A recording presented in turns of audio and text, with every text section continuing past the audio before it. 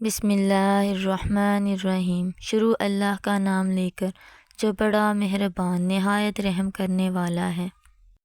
السلام علیکم ورحمۃ اللہ وبرکاتہ۔ سب دوستوں سے گزارش ہے ایک بار درود شریف پڑھ لیں۔ ایک بار درود شریف پڑھنے سے اللہ 10 مرتبہ رحمت فرماتے ہیں۔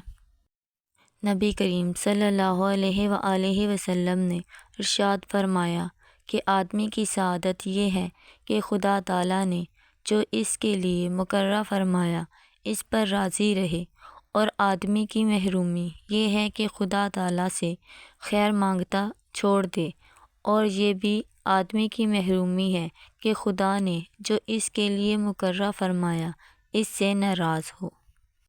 حضرت ابو ذر رضی اللہ تعالیٰ عنہ سے مرفوع مروی ہے کہ نبی کریم صلی اللہ علیہ وآلہ وسلم نے ارشاد فرمایا کہ تم اپنے بھائی سے مسکرا کر ملو تو یہ بھی تمہارے لیے صدقہ ہے، اور تم نیکی کا حکم کرو، برائی سے روکو، یہ بھی تمہارے لیے صدقہ ہے، اور بھٹکے ہوئے کو راستہ بتاؤ، یہ بھی تمہارے لیے صدقہ ہے، اور کسی نابینا کو راستہ دکھاؤ، یہ بھی تمہارے لیے صدقہ ہے، اور راستے سے پتھر کانٹا اور ہڈی ہٹاؤ تو یہ بھی تمہارے لیے صدقہ ہے۔ آپ صلی اللہ علیہ وآلہ وسلم نے فرمایا 3 آدمیوں کی دعا رد نہیں کی جاتی۔ پہلا، عادل حکمران، روزہ دار حتیٰ کہ روزہ افطار کر لے اور مظلوم کی